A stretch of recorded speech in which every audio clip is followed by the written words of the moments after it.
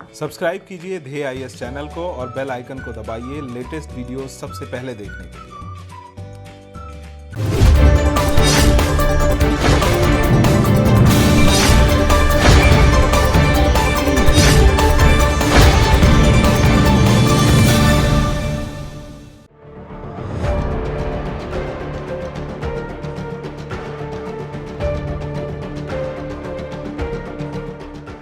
देश की सरहद की हिफाजत करने वाले भारतीय सेना के जांबाज जवान अक्सर ही बेहद दुर्गम परिस्थितियों में अपनी ड्यूटी करते हैं। कई बार तो ये परिस्थितियां इतनी कठिन होती हैं कि एक आम इंसान उन परिस्थितियों में रह भी न पाए। हर वक्त दुश्मन से जान के खतरे के साथ ही मौसम का खतरा भी जवानों के लिए कई मुश्किल हालात पैदा करता है। बावजूद इसके भारत माँ के वीर सपूत देश की हिफाजत करते हैं। सेना का फर्ज यही तक सीमित नहीं होता, बल्कि सेना ये भी ध्यान रखती है कि वो राजनीतिक मामलों का शिकार होने या उनमें दखलंदाजी देने से परहेज करे। अपने इन्हीं कर्तव्यों का ध्यान रखते हुए अभी हाल ही में भारतीय सेना ने एक एडवाइजरी जारी की। इस एडवाइजरी के मुताबिक राजनीतिक रैलियों या विरोध प्रदर्शनों में भूतपूर्व सैनिक अपने मेडल्स या रिबन न पहने।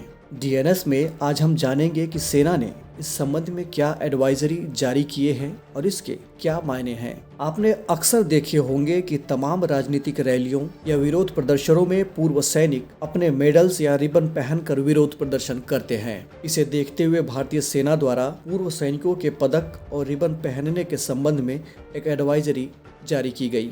इस एडवाइजरी के अनुसार पूर्व सैनिकों के द्वारा पदकों और रिबनों को सेना के नियमों के तहत ही पहना जाए। सेना के नियमों के मुताबिक सैनिकों या पूर्व सैनिकों को राजनीतिक रैलियों में पदक या रिबन पहनने की इजाजत नहीं दी जाती है। अभी तक ये परंपरा चली आई है कि सेना अपने राजनीतिक इस्तेमाल से परहेज करती रही है। सेना में काम कर रहा कोई भी अफसर राजनीतिक बयानों से अपने आप को बचाता है, लेकिन कुछ मौके ऐसे रहे हैं जब कुछ एक अधिकारियों या जवानों ने सिस्टम के समर्थन या विरोध में खुले तौर पर अपनी राय जाहिर की है। हालांकि ऐसे मामले बहुत ज्यादा नहीं हैं, लेकिन फिर भी विशेषज्ञों का ऐसा मानना है कि सेना की निष्पक्षता पर सवाल न उठे, इसके लिए जरूरी है कि सेना अपने आप को राजनीतिक मामलों से दूर रखे। साथ ही उसकी ये भी कोशिश हो कि किसी भी व्यक्ति या संस्था द्वारा उसका राजनीतिक इस्तेमाल न हो पाए। सेना की एक ऐसी परंपरा रही है जिसे आज़ादी के 73 सालों बाद भी भारतीय सेना ने करीने से इसे सहेज कर रखा है। सेना की ये एडवाइजरी ऐसे समय में जारी की गई जब पिछले कुछ समय में कई पूर्व सैनिकों को राजनीतिक दलों की रैलियों और विरोध प्रदर्शनों में सैनिक वर्दी, पदकों और रिबन के साथ देखा गया है। ताजा मामला राष्ट्रीय राजधानी दिल्ली में चल रहे किसान आंदोलन का है। इस आंदोलन में भारतीय सेना के कई पूर्व सैनिक और सैनिक वर्दी में मौजूद हैं और कई सैनिकों ने अपने पदक पहन रखे हैं। गौरतलब है कि अभी हाल ही में बीते 15 जनवरी को भारतीय थल सेना ने अपना सेना दिवस मनाया। ये भारतीय सेना का 73वां स्थापना दिवस था।